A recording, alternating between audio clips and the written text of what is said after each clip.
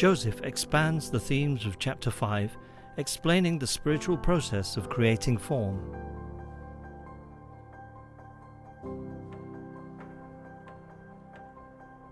Hello and welcome back to the Sanctuary. If you have been viewing, you might have noticed in the last film we did on the fall, it was chapter 5. Now we're going to do questions and answers from chapter 5, and this is where I have to do some work as well. I have to pretend not only that I'm me, which is quite easy, but I have to pretend that I'm Jane and David. So I'm going to ask the questions and Michael's going to answer those questions. Joseph, yeah. Okay.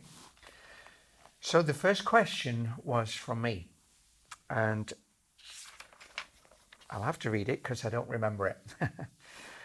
Joseph, you say that the angelic council will stay in council until there is a successful outcome of the original dream.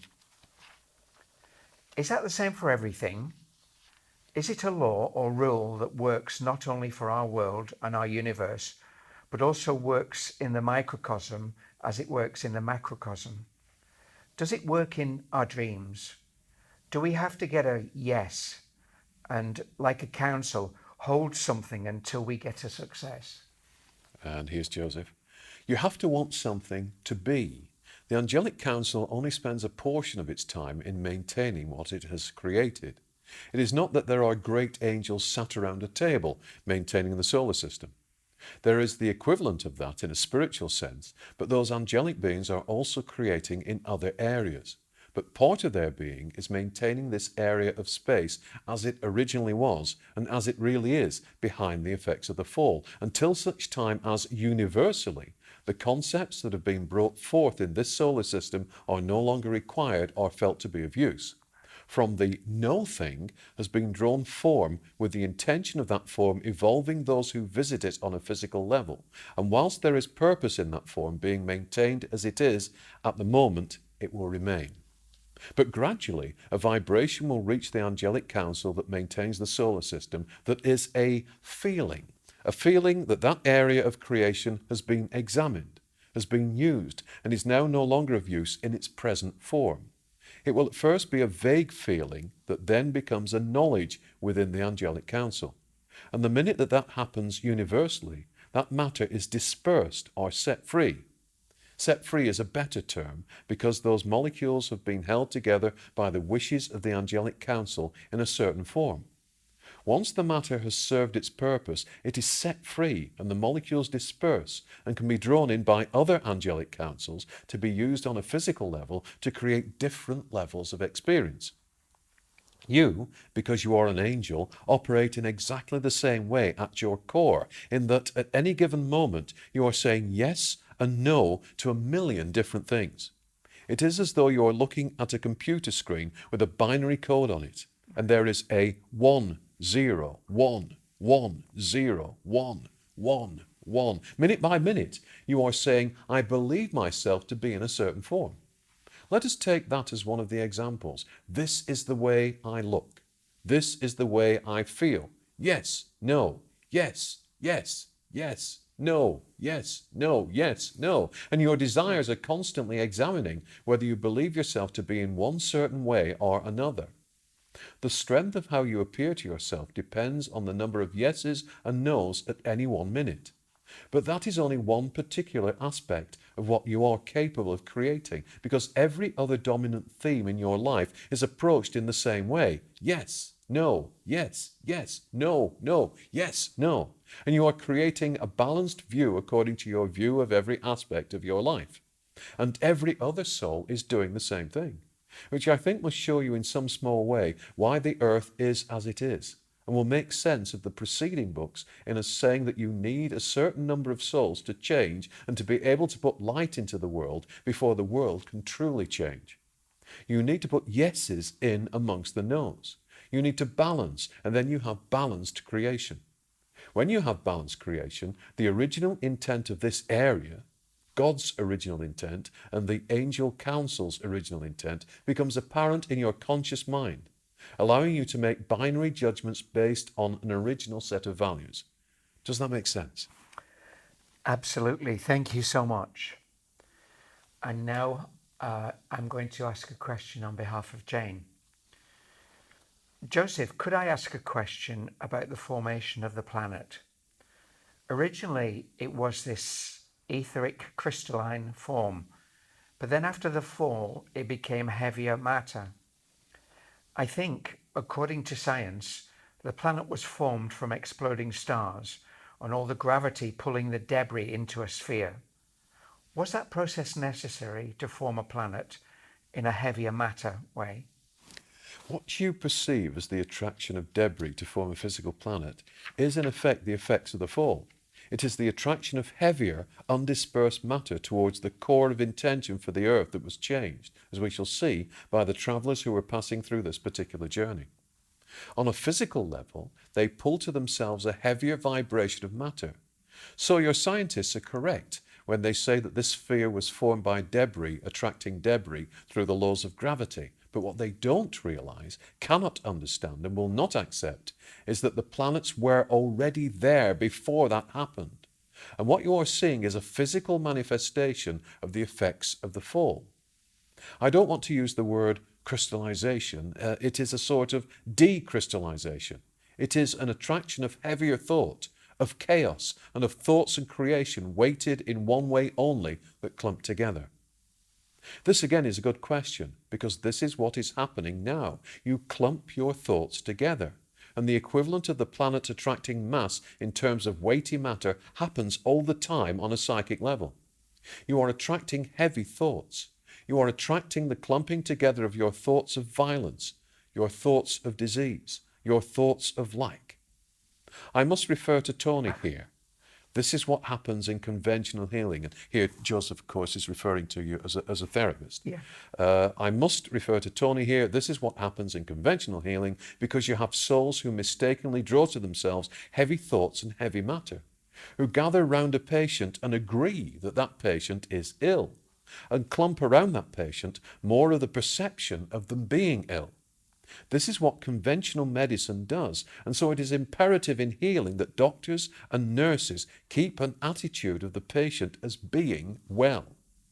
If they wanted to truly heal, they would see each patient, no matter how dire the physical circumstances of the illness appear to be, and would say, no, that is not the truth. I am treating this patient by treating this illusion with further illusion, but the core of my being believes that this patient is well. Then there would be attracted to that patient vibrations of health, vibrations of God health, vibrations of God balance. Do you see that? Do you see how doctors and nurses, by their very attitude, attract more of the same to patients? I do. I feel that that will be a revolutionary thought for you, that the very people who care, and I am not decrying what they do, actually bring more attention to the illness, to the patient, and therefore accelerate the illness. In true healing conditions, doctors and nurses would see that patient as being perfectly healthy.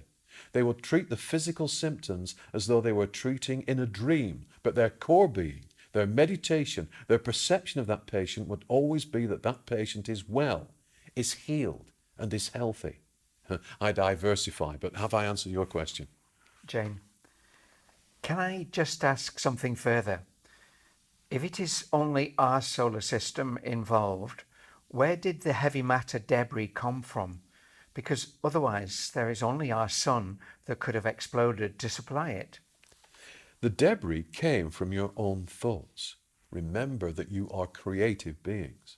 And so the debris that you see and the matter that you feel to be real is as a result of your own thoughts. You have put greater permanence into physical matter than should be there, and that greater permanence, which is an illusion, is there as a result of the fall.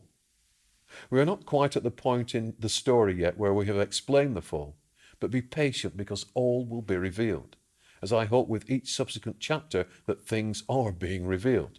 Do you see? Jane, so it just came from within our solar system. Your view of the solar system and the matter beyond is skewed. You are trapped within a bubble of illusion, and within that bubble of illusion, your creative abilities have been used not in the wrong way, but in a baser, heavier way than they should be. Therefore, the heavier matter is being created by you because you are perceiving through a level of illusion that is heavier than the one that you should be existing on. That is why we return to uplift you through the various spheres to your original creative viewpoint. And your original creative viewpoint allows you to see the solar system and the surrounding space as it really is. Do you see that? Does that make sense? Yes.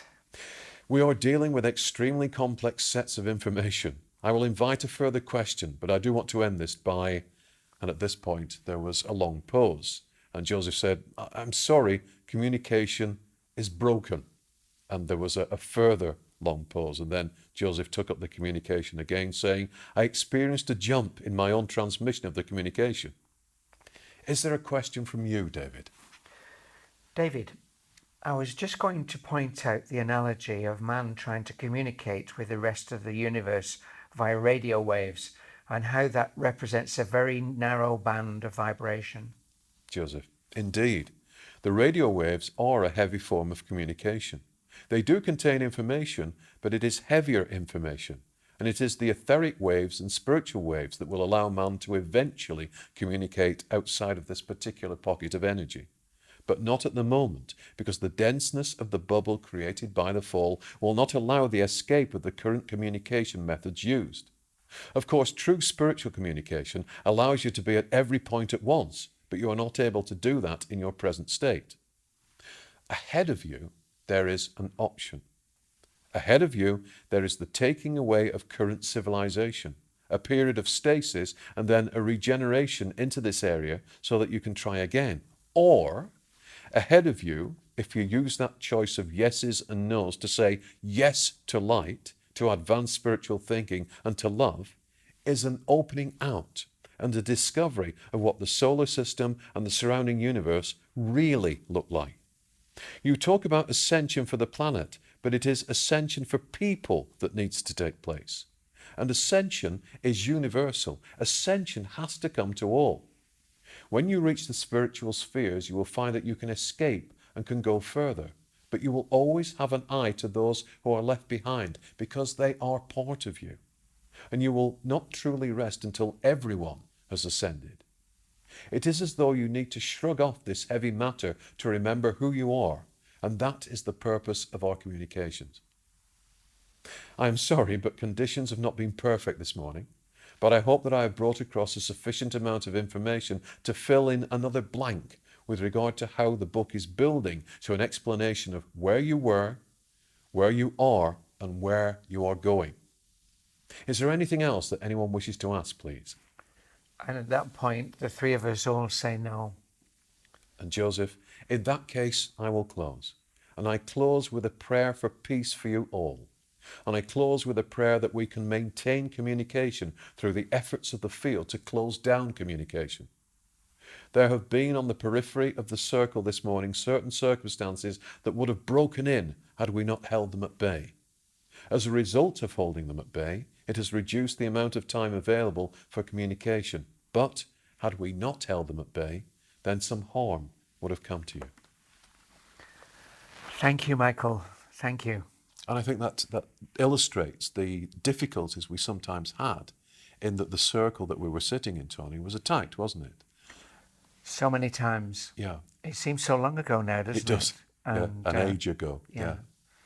And yet when I read it, it just fascinates me every time. I just spend my life going over these books, and every time There's something new. magic. Yeah. Yeah. So I hope you enjoyed that, and thank you for watching. And so if you'd like what you've seen, please press the subscribe button, and you can ding the bell, I think. And so from me and from Michael, it's goodbye and God bless. Goodbye. God bless. Take care.